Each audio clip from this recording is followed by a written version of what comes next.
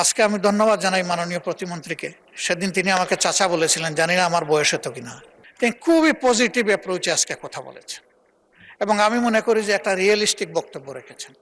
শুধু এক জায়গায় হালকা একটু সুই হাতে নিয়েছিলেন, উনি মাথায় হাত দিয়ে লজ্জা পাইছেন, আমি আর ওইটা বলতে গেলাম না। চালাক লোকেরা কি বলে, একটা কঠিন গালি দেওয়ার পরে বলে যে আমি গালি দেওয়া পছন্দ করি না। আমরা এই পাড়ার কালচারে যেতে চাই, না পাড়ার কালচারে থাকতে চাই না। আজকে আমি ধন্যবাদ জানাই মাননীয় প্রতিমন্ত্রীকে। সেদিন তিনি আমাকে চাচা বলেছিলেন, জানি না আমার বয়স হতো কিনা। তা আমি যশোরে তাকে বুকে টেনে নিয়েছিলাম, আর তিনি যথার্থই স্মরণ রেখেছেন। যশোরের ডাব থেকে পানি বের করেই আমি ওনাকে পান করিয়েছিলাম। আমি ঢাকা থেকে নেইনি ওটা।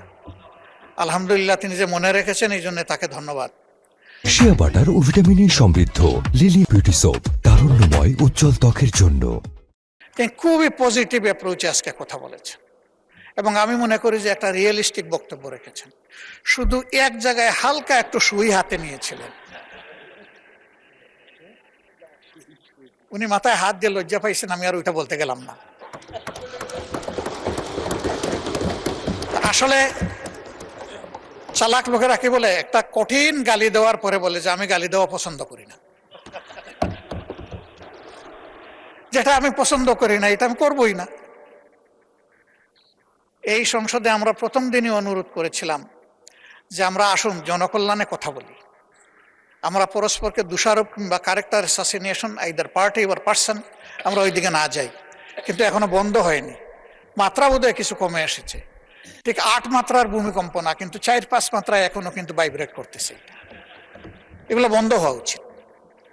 আমরা কনস্ট্রাকটিভ হই, সরকারি দলও কনস্ট্রাকটিভ হোক, আমরাও কনস্ট্রাকটিভ, সেইভাবে বিষয়গুলোকে আমরা রিজলভ করি এবং আমরা পারবো। কেন পারবো না?